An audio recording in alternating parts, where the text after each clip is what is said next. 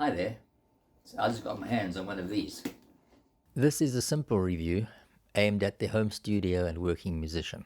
I'm not able to make comparisons with other brands and price brackets. Safe to say that these mics fare very well and are capable of producing a fully professional result. Someone mentioned recently that all the top artists over the last few decades use expensive mics like Neumann and AKG, etc.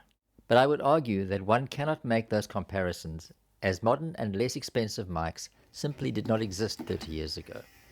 So one cannot assume people would not have chosen to use them if they had been available. Secondly, and more importantly, the equipment we use is not nearly as important as our gifting, our talents, our musicality, and how we use these tools. It is, always was, and always will be garbage in, garbage out.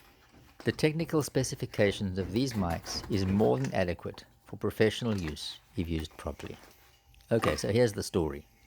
My introduction to Rode mics was way back in 2007 when I borrowed a friend's NT2A mic after my AKG 414 got damaged in a fall. I was so impressed that when I was told the AKG was beyond repair, I bought my own Rode NT2A. I'm still using mine today after 16 years of trouble-free use. It's taken a few knocks and recorded thousands of vocal, guitar and saxophone takes, and still sounds as good as the day that I bought it.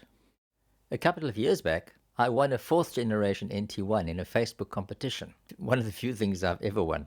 This is also an excellent microphone, and it came included with the very space-age SMR shock mount and pop shield system.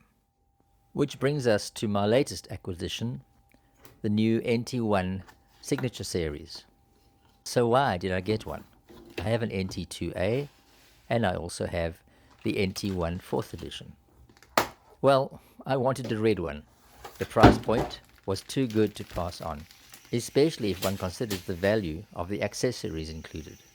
It would be good to note that when I first bought the NT2A, no accessories were included. So the accessories will come in useful whether I use the NT1 Signature Series, the NT1 4th Gen, or the NT2A. Obviously, there will be the odd occasion when I will need all three mics at once anyway.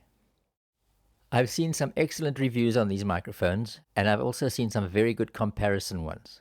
Truth be told, when I listen on my device, I can't really tell much of a difference. So I'm not going to go there and try and do a comparison. These can only really be heard in the studio with good headphones or through the studio monitors. What I can say is that I've run a test with all three of the microphones, and they sound very similar. The NT1 Signature Series has a 142 decibel SPL and a noise floor of just 4 dBA, which is very quiet. The NT1 4th generation has a maximum SPL of 132 dB and an equivalent noise level of 4.5 dBA, also very, very quiet. The older NT2A has a SPL of 147 decibels and a noise level of 7 dBA, a little bit noisier than the others, but not much in it. The frequency response of all three is extremely flat.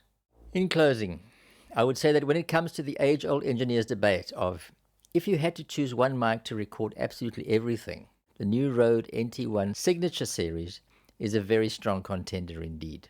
Overall, it's the tonal neutrality of the mic that makes it ultra versatile as well as fantastic value for money.